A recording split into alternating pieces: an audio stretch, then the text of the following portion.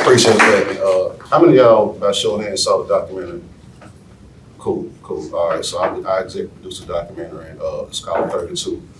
And the reason I put that documentary out was because I don't know what picture y'all got from it, but when they did this drug roundup back in 2013, the whole point, according to the FBI and the police, was they were trying to clean drugs out of the streets and make the streets become a lot more safer. So the men that they got, they say these were the 32 men, the 32 worst criminals in the city. But if you pay attention to everything, the only people they got were black people, as if no other race does drugs. So if you're really trying to clean drugs off the street, every race does drugs, not just 32 black men. It should have been, in my opinion, thousands of people from every race. So it made a lot of people from the community, from the city, feel like they were racial profiled and they were defaming their character. So that was my influence, my motivation for putting the documentary out. These two guys you see sitting beside me, they were two of the guys that were picked up in that federal roundup. They went to jail, done their time, they out. So I want to speak on, of course, what I just said, why I chose to put it out. But these guys right here can tell you the real ins and outs. So they went to jail for that, they did time for that, and they're both out and they're doing something positive now. So give these two guys a round of applause. The guy to my right, Joe Jenkins. The guy to my left, Gerald Toney. So give an introduction to yourself, Joe.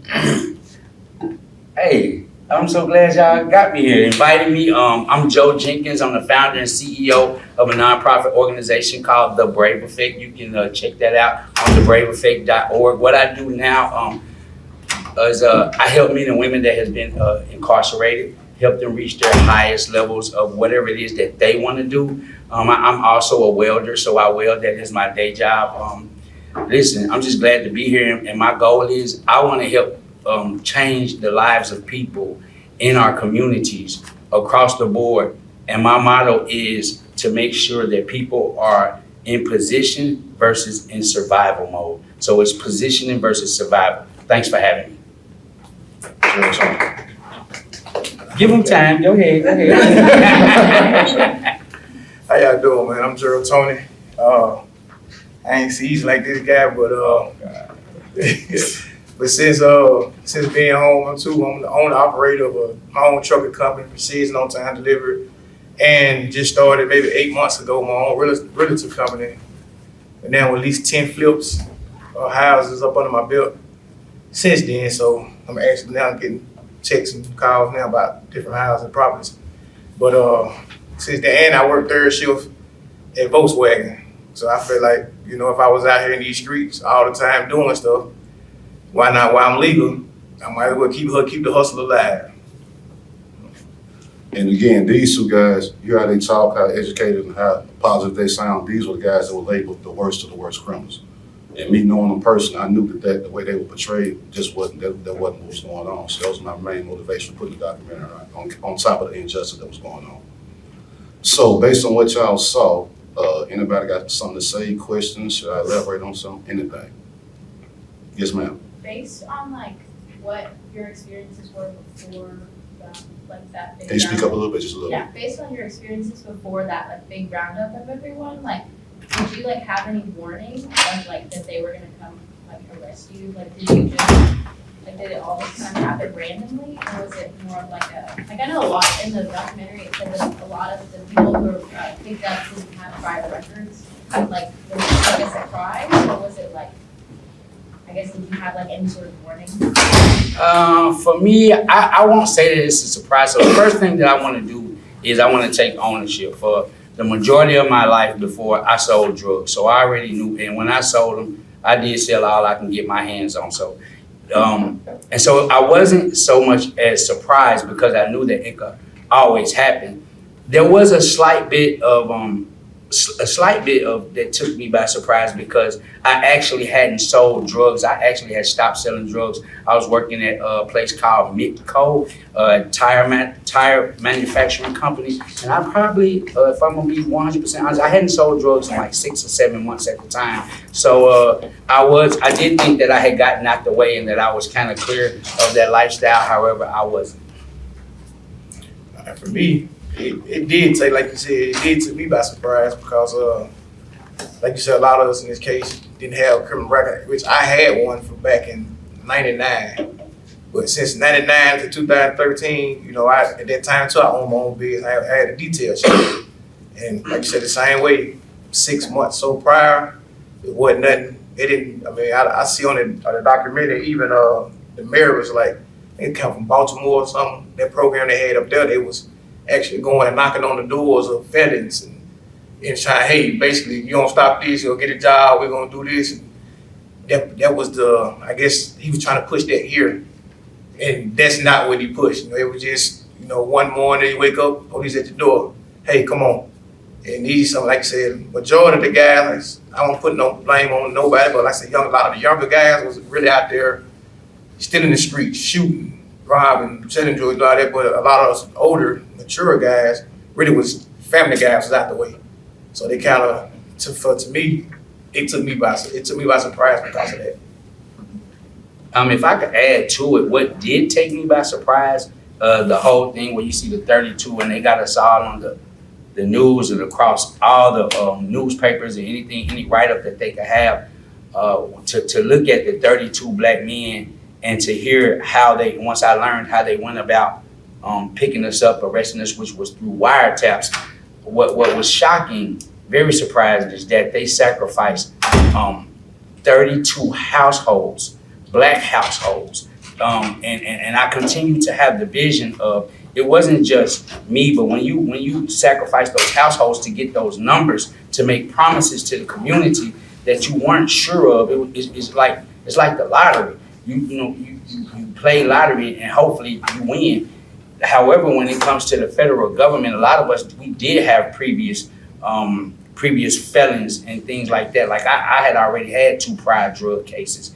And so I didn't really stand a whole lot of a chance. So, it's like, well, we know we pretty much can get him, and so it just goes on. But my main shock was that to watch what they did to 32 African-American families. It wasn't just me. It wasn't just my family. It's those grandmothers of those young guys, those mothers and those fathers, and actually putting that stamp on them that you weren't actually sure about. I want to add. Go ahead, sweetie. Since being released, like, I know y'all built yourselves up to a higher standard, but do y'all still go throughout y'all's day-to-day basis being labeled as criminals? I go through day-to-day actually making sure that they don't forget. Okay. I use that lifestyle. I use the fact that they label me one of the 32 worst criminals in Chattanooga. I use it every day. And one of the things is because not only do I gain strength from it, but I use it for my platform as well, because if that's who you said I was, then like just last Thursday, I was just sharing with them, the NAACP, they awarded me the James R. Mapp, the Ruby Harley Citizen of the Year Award. So, when are we going to talk about your worst of the worst that now being acknowledged for the best of the best and Citizen of the Year? I was just wondering, actually, how did they get 32 y'all? Obviously, the evidence wasn't really there. How did they connect? Was it through a RICO case? Is that how they were able to connect all of y'all together? No, the case wasn't a RICO case. So what you have is, you want to tell me? I'm just so confused. So what you had, what went on? So you had 2 conspiracy cases in that. So you might have had on one conspiracy, you might have had, this hypothetically speaking, because I can't remember exactly, maybe 18 guys. And on the other case, you might have had 12 guys. And then the remaining guys had their own personal cases, own personal charges that they had. And so they just said, today we're going to splatter that we got 32 men that we're going to arrest. And we're cleaning up the streets, and we're guaranteeing y'all that the streets will be clean once we get these guys off the streets. Do you think the paving over West Side through 27 and the closing of Boone Heights, do you think that actually played a part in the 32 arrests, or is it kind of not related? I can't say. Maybe somebody. My girlfriend's from Boone Heights. That's why. From the West Side. Yeah, from the West Side. Yeah, so I say I don't feel like it's related per se, because I think Boone White was still up. Yeah. Where we was at 13, and the West Side's still here for right now. So I don't think they had a part of it. And I'm from right down I just think it was more political than anything. You being you, man. So I saw that a lot of those guys got pleas, and they just said, if you just take 18 months, we'll sweep this under the rug. How did you feel when you got that plea and you knew you didn't do anything wrong? Man, Yeah. answer that. I often say, like I say, just like we started earlier, like for like the last 6 months, we wasn't doing anything. So, for me, a conversation was said to me. I think we talked about it earlier that I supposed to be buying 5 keys from his brother, and he stayed in Cartersville and I stay in Chattanooga. And I'm on my way to him, and he said, "I'm gonna meet you at Zaxby's." I was like, "Give me a chicken finger plate." Chicken finger plate had 5 chicken fingers. So me not knowledge they have a wiretap, but earlier he talked to his source. They're supposed to be buying 5 keys. So for me, going down there and said I want a chicken finger plate, they put it on me and pressed me and said they were gonna charge me with 5 keys because I said I wanted 5 pieces of chicken. So for me to take a plea on something like you said, really I didn't do. Now I guess I'll take a minute. I wasn't drugged up, but get me for me, what I did. You pressing me for something that you think that I did to get time. So for me taking that plea, it was real hard. I mean, I think me and Joe and his brother, it's like 4 of us, we waited out almost the longest because we was gonna take it to trial. Like, no, because no, you didn't get us for us. Don't get us for what you said or what y'all think this is or whatever. So for me, that was a hard pill to swallow, to take a plea knowing that all this y'all talking about is BS. So like being late, like one of the worst, and like going to jail and doing time for like something that you didn't do. How does it make you feel like the justice system, knowing that other people could go to jail too when they're innocent as well? You want me to touch? Go ahead. So here's the thing, because I want to be clear. I didn't go to jail for doing something that I didn't do. So I always knew that I sold drugs. And I'm not going to sit up here and act like I didn't have plans on selling drugs again. I just said I hadn't sold drugs in the last 6 months. Let me be transparent. So the issue, my biggest issue is that, which I had a 2-day suppression hearing, and we proved that they falsely identified in order to get the wiretaps. See, in order to get a wiretap, you have to go through so many things, and they said that this didn't work, and that didn't work, and this didn't work. Like confidential informants, they're saying that we can't get what we want through a confidential informant. We can't get what we want through telling them. We can't get what we want through doing this and that. So we need a wiretap. However, because they falsified the documents and told lies to get the wiretap, which is the root of it, how they was getting evidence, that's my issue. If y'all know anything about fruits of the poisonous tree, if we knock out the wiretap, anything from that wiretap that came after that is no good. So all I was saying was, if we gonna play ball, play fair. You know, and I feel like if you're gonna hold me up to the justice and the judicial system, then how do you get the lie and cheat? And my issue that I had with the judge is that even though I proved that there was that they falsely identified whether it was intentional or not, the judge turned around and said he considered the officer credible. I'm gonna say there's a problem I had on the outside looking in. One of my main influences was like, you see they got them on wiretaps. I mean, what you may or may have not said on the phone. You feel me? Nothing in person, no hard drugs in person. The flip side of that is before that, if y'all paid attention to the documentary, they got Sheriff Billy Long. The sheriff, now your job is to protect and serve, to keep drugs out of the community. He's bringing in boatloads of stuff to the community. You follow him? Excuse me. He's bringing in boatloads of stuff to the community. You know, and if a guy that big is going, how many more people who are on the legal system you think are turning their head or aiding him to do that? You follow what I'm saying? So if he's bringing in cartel type work, bricks, kilograms, pounds, and stuff like that, and they're being charged with allegedly talking about ounces. I don't know if y'all know how the drug system go about weights and all that, but I'll use bread as an example. If you bring in a truckload of loaves of bread by the truckload, and you get caught with that red-handed, loaves of bread, and these guys get caught talking about a sandwich, how do they get more time than you when you bring in the loaves of bread that allow them to make the sandwich? You follow what I'm saying? Did that example make sense to y'all? So when I'm looking at this, like, this guy and this guy may or may have not said whatever about an ounce or 2 or 3. He's looking at 15 to 20, he's looking at life. And this guy with all these kilograms walk with about 12 years, they don't logically add up.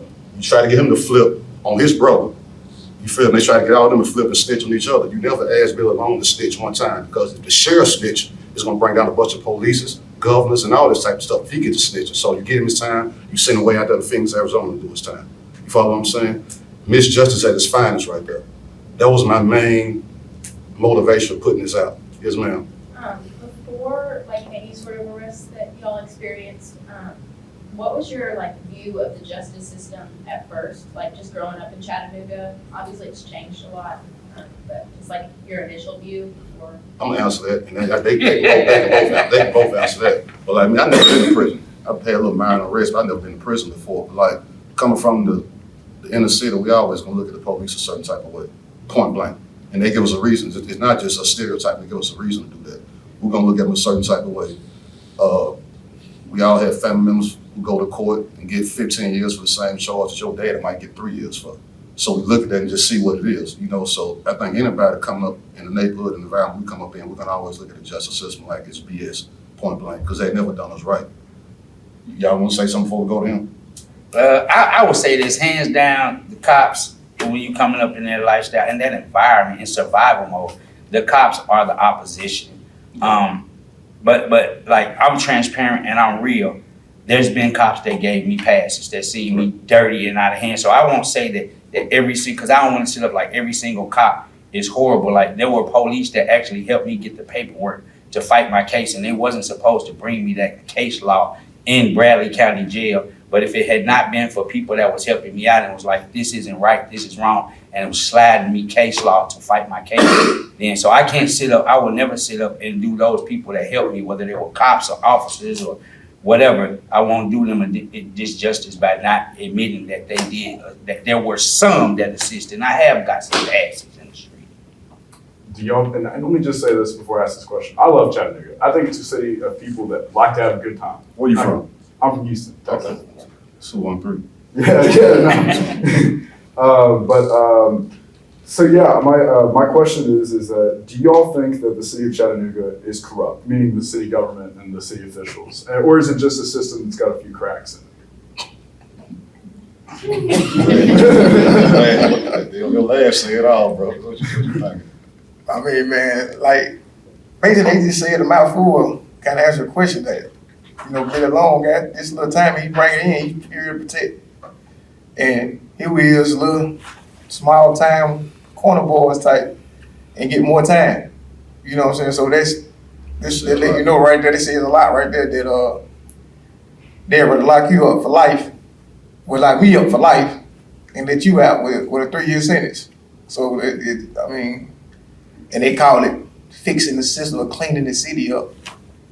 So yeah. So for me, I had to wear, like, because I'm straightforward. I had to wear, like, I had to go in and out. And what I mean, I had to go into not character, but this person, that person.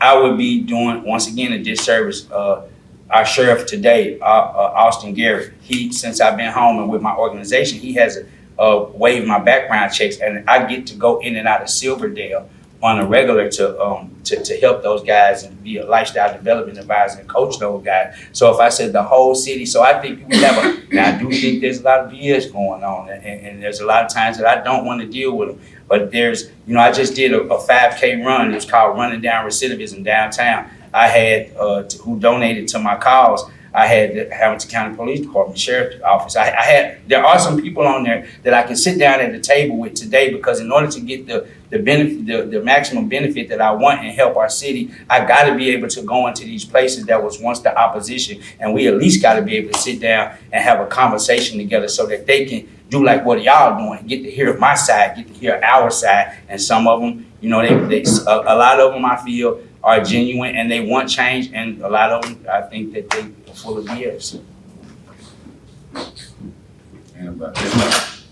I was going to ask, what did you gain from this experience, and would you change anything, although you turned into like positive energy? Oh, for me, no lie, I wouldn't change that. I wouldn't change that. I'm accepted as it is, because I feel like if I wouldn't have went to jail, I wouldn't have become the man I am today. Because before this, I was a gangbanger, drug dealer, type, just really didn't care, you know. But for going to jail, it set me down. I couldn't read, you know, but I could count. I got my GED while I was in there. I got other trades and stuff, the stuff that I wouldn't have did if I was still on the streets. Like for me to come out and form my LLCs to my companies and did all that, I learned that while I was there. I would have never thought about doing that when I was on the streets, doing what I was doing. And so for me, even though it's hard to say, I'm kind of glad I did go. Because it took me down another path, and I was on the reckless path at first. Anybody, spit it out. Yes, ma'am. So, like you said earlier, people of all races do drugs, but the 32 people who were arrested were all Black men. Do you think that was because the FBI or the police or the media were trying to like push a narrative that, oh, this is the worst of the worst and this is what the worst of the worst looks like? Or do you think it's more they turn a blind eye to like other races doing drugs, or do you think it's a mix of both? I think it's both, because I'm pretty sure you got something to say. But for one, the reason that's why about the turning the blind eye, you focus on the inner city with people who hustling or whatever they're doing. Man, you got everybody in Ooltewah and Saturdays on meth. You never go out there and bust them. Or if you do bust that guy, that white guy, you send him to rehab, so he have a problem. You catch them with the same thing, they go to the penitentiary. You follow what I'm saying? So it's turning the blind eye and it's trying to push a narrative. It's both, in my opinion.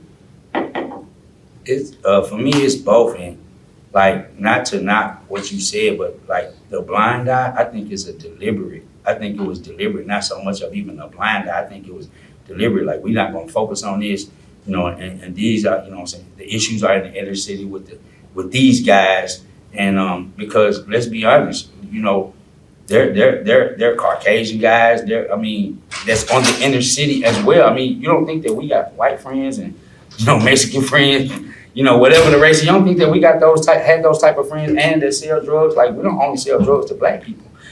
We sell drugs to the masses. I don't discriminate when I sold drugs on who I'm gonna sell drugs to. If you want this dope,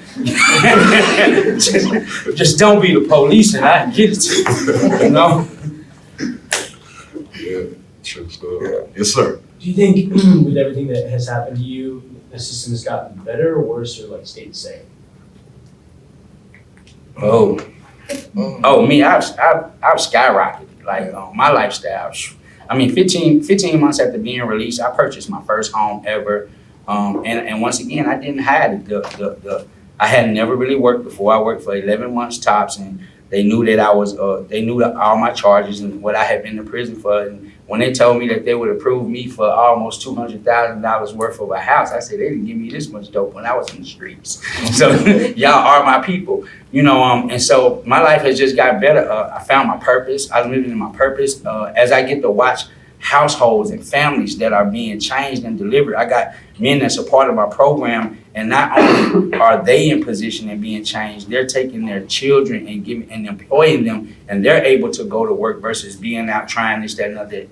They're saving their money, buying their own school clothes. So as I said at the beginning, I'm trying to push positioning versus survival. The more people, when we're in survival mode, a crime will be committed. And this is what I say on any stage. When we're in survival mode, a crime will be committed.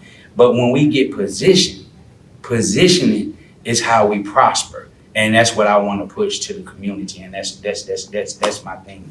With positioning, we prosper. Did you say has the system changed? Yeah. So from like the past, have you seen like things that have gotten better in the system, or do you think it's gotten worse? Just like with drug charges and like the view of like African Americans in Chattanooga, do you think it's gotten better? To me, I think it has. Just from the starting point, I never looked at the system. You know, I'm trying to beat the system. I never looked at it. So like I said, from now being a legal businessman, I see this side, and then I see more politics and more public figures trying to pitch in and do stuff that we didn't have back then. So I can see, like you said, like Joe said, the sheriff or whatever now is trying to help him out. Who would have thought, you know, a guy drugged, the sheriff trying to help him do something better, you know what I'm saying? And back then, I just felt like we just lock them up and we'll think about them later. So now it's, you know, okay, I don't wanna lock him up. This might be the voice of the streets. I'm trying to get to this neighborhood and stop the violence. I myself, we're not me per se, but just saying, as a sheriff, I can't go out here into this neighborhood and talk to you folks, because they're gonna run from it. Because guys don't like the cops, like you said. So I can get this guy right here, pull his coattail, hey, you need to stop what you're doing. I'm gonna help you. And that's, I think, Tim Kelly, Troy Rogers, you know, so guys like that that's in that field is reaching out to basic convicts like us. Hey, we see you and change your life. Go reach one. Go teach this one the same thing you do, so they won't have to go through the same thing you go through. And like I said, back then, I didn't see a lot of that then. You never hear about politicians or see politicians until the election time. If I can, I want to follow up. I want to pretty much, absolutely. I work with a lot of city officials, people from the mayor's office. But I also, and I also want to say that I believe that the system is bird feeding us. And what I mean by that, because I have an issue, strong issues with the mandatory minimums. And until we stand up, and that can only be fought through Congress. And so my thing, every time they change the law, and for me personally, I've been up under 2 mandatory minimums. I was facing a mandatory life sentence. And so for me, I'm saying, until we sit up and we go to Congress and do something about these mandatory minimums, then they're bird feeding us, because the mandatory minimums are put in place. The judge can't even give his own discretion if you up under a mandatory minimum sentence. Is created by statute. And so until we do away with mandatory minimums and put the power back into the hands of the judge so that he can decide what a person gets, then I think that they're bird feeding us, and I think that it's a bunch of fluff. Anybody? Yes, ma'am. For like rehabilitation on the like drug aspect of things, like even if you're a dealer, like you're obviously exposed to like drug use and stuff, how do you think that is handled in the prison system? I guess just like, is it more or less like we're gonna help you out and make sure you're not gonna like go insane because you haven't used drugs in so long, or is it like just good luck? Good luck. Explain Yeah, that. 8.5 years to me. When I was in there, you can almost get more drugs in the prison system than you could on the streets. And as far as, I think the only big program they have in there is called roundup, and it's like a rehabilitation type program. And I was in that before I got released. But outside of RDEP, it is as far as the federal system. Now I don't know about the state, but as far as the federal system, it's good luck. You in there, do your time. We're gonna collect this money off of you. You a number. There you go. You know, judge say you out on this date. This where you coming home. Yeah, there's no help. Hey, Gerald, y'all heard him say he got indicted off of ordering some Zaxby's chicken. That's how he got his indictment. Tell him how they caught you. My wife going to Zaxby's to get me some food. They followed my wife home from Zaxby's to the house where I was at to get me. Tell him the story you told about how like they knew it was people in the house. You tell him the whole rundown how she went. She went to order, had agents behind her ordering food too. And my wife ordered the food, and I was at my mom's house. So they already knew my mom, she stayed by herself, and they don't follow her from her job to my mom's house. So they know it for a fact, it's 2 people in this house. So she left and went to the Zaxby's. They followed her to the Zaxby's. Agent got out of his car and walked behind her. And she said she noticed it because when she made her order, she stepped back and he was on his phone texting.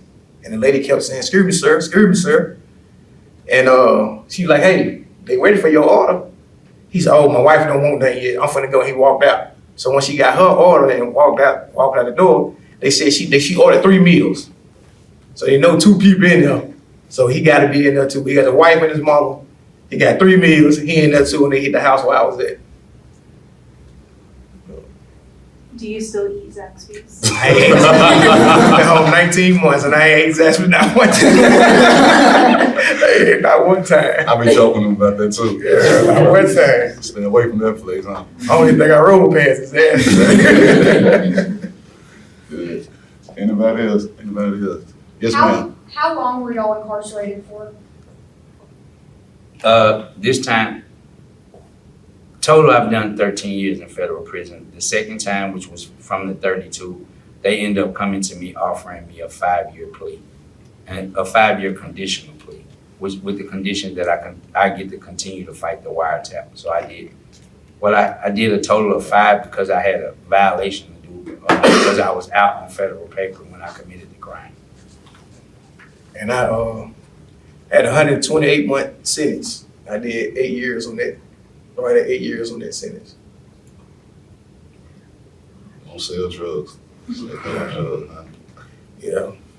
The time and the rest of the money is not worth it. But And if I could, go ahead. I was like, but growing up, you wouldn't see that. You would see the flashiness, the money, the all that, and you try to get that. But you add up the time, loss, like you said, with families, and I ended up losing my mother, my sister, and 2 of my aunts that was like mothers to me while I was in. So all that, out of the 8 years, it was never worth it. What you say, Joe? I just wanted to add, because we talk about wiretap, so as I kind of go, I told you I switch and I go back in the zone, and it really it pisses me off, because like 2 of my conversations that they capitalized on, one of them was riding motorcycles in the rain. Actually, me and my brother, and these things are actually in the paper. You can read about them in the Chattanooga Times, and he was literally talking about he was on his motorcycle in the rain that day. So that conversation wasn't about drugs. Another conversation I had, I was talking about, I used to breed Neapolitan Mastiffs. And so I was taking my dog to the vet, and I think she might have weighed 128 pounds at that time. So here we go, got numbers. Once again, those are the things that they use to get the wiretaps. And I'm like, they were so lazy. If they would have just did the first thing that they were supposed to do, which was observation, to see that I may have taken my dog or whatever. But when they present this to the judge, they don't care. They don't want them to see that. All they wanted to see is that there was some conversation that they couldn't pinpoint. And because of that, then the judge continues to sign off on wiretaps. If you ever want to do anything, check out how many wiretaps are approved in the United States yearly versus those that are not approved. And the number is mind-blowing because they're just about approving all wiretaps. So that just makes me angry, and because by the time you go through certain conversations, you can make them say whatever you want them to say. Right. Go ahead, my man. I guess my question was more of, first off, I'm guessing that this probably can't happen again, but do y'all think this could probably happen again, this whole 32? Yeah, of course. It's happened again since then. Yeah. It's happened again since then, yeah. And the thing, you'll never stop it from happening. When I put the documentary, I knew I wasn't gonna stop it from happening. My point was just to bring awareness to it. You know what I'm saying? But yeah, they can do that whenever they want to. Yeah.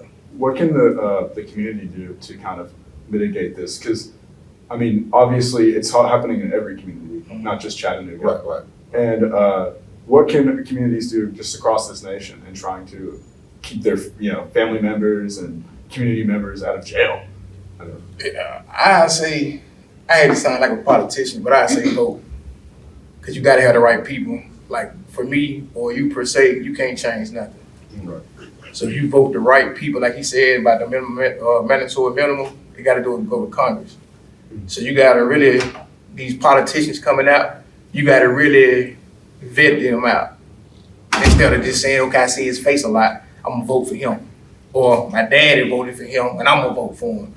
You got to, if that's your thing you want to see change, in prisons, you want to see change about crime, okay, this Joe Brown running for office or running for this Senate or running for this Congress, let me see what he about. You see what I'm saying? You vet him out or him or her out. This is what I'm pushing and that's what I vote for. If I could add to that, vet them beneath the surface. Because everybody, when they're running, they're going to say the right stuff. Right. So let's go beneath the surface when we're looking to vet somebody out for who we're going to vote for. Let's check out their track record, what their characteristics are. And that'll help us know because, hey, I can get in. If I can get you to buy bad dope, I can get you to get my vote.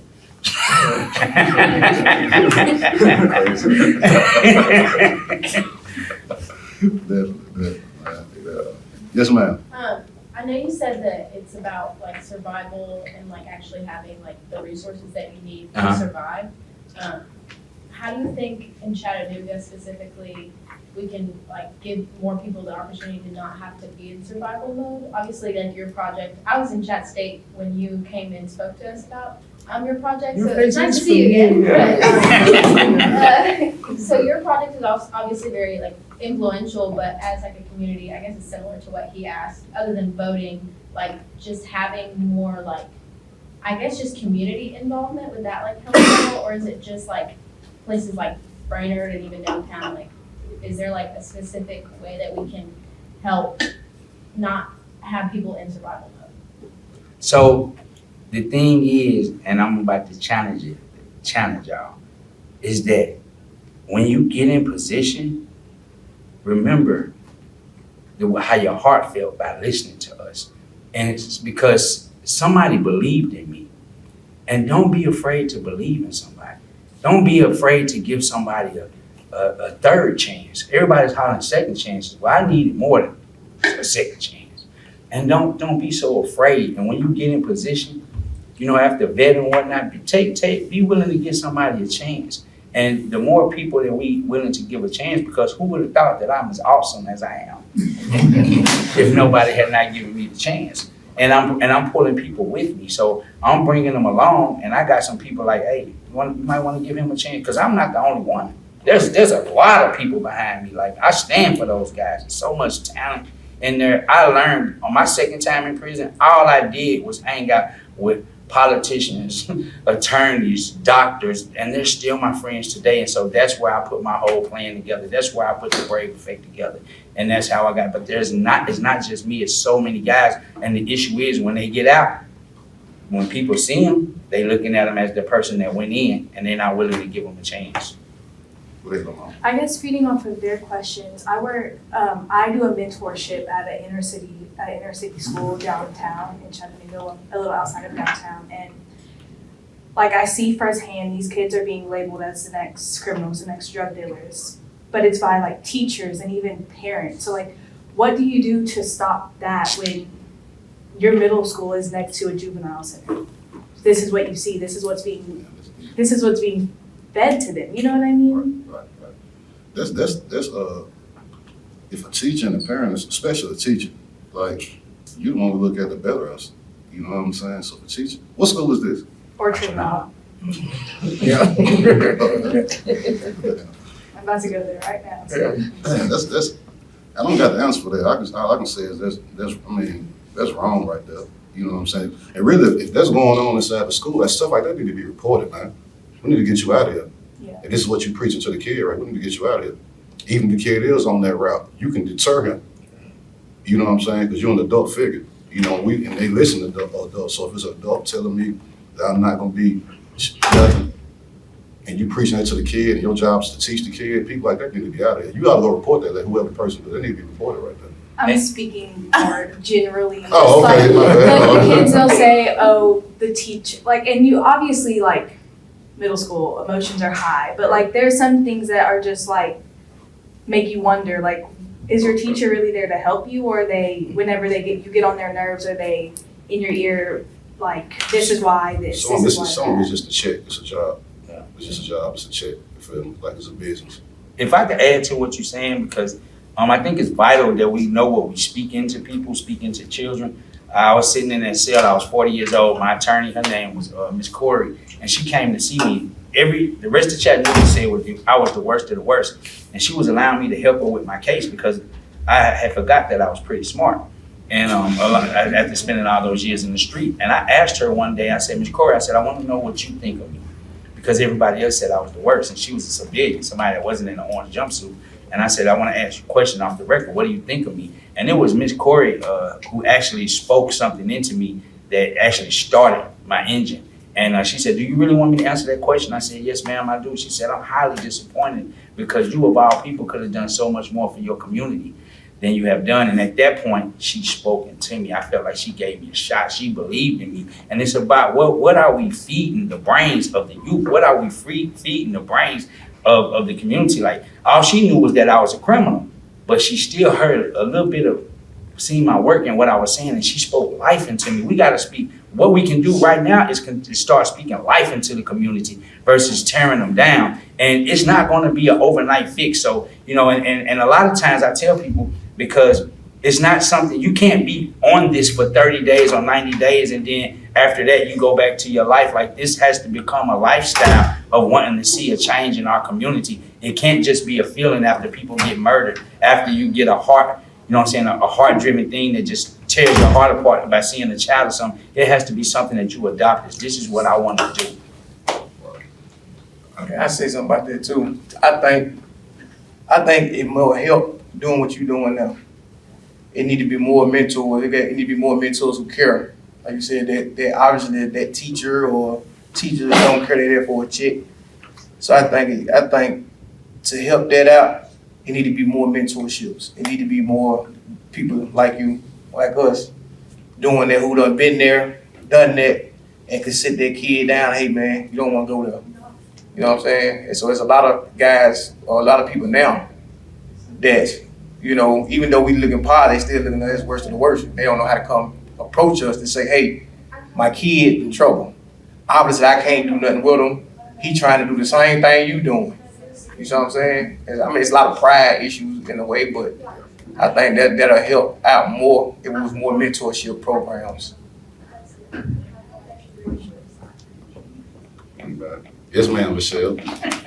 So one of the things we've been talking about in this class is looking at the ways in which plea bargaining and other structures have changed the way our due process system works.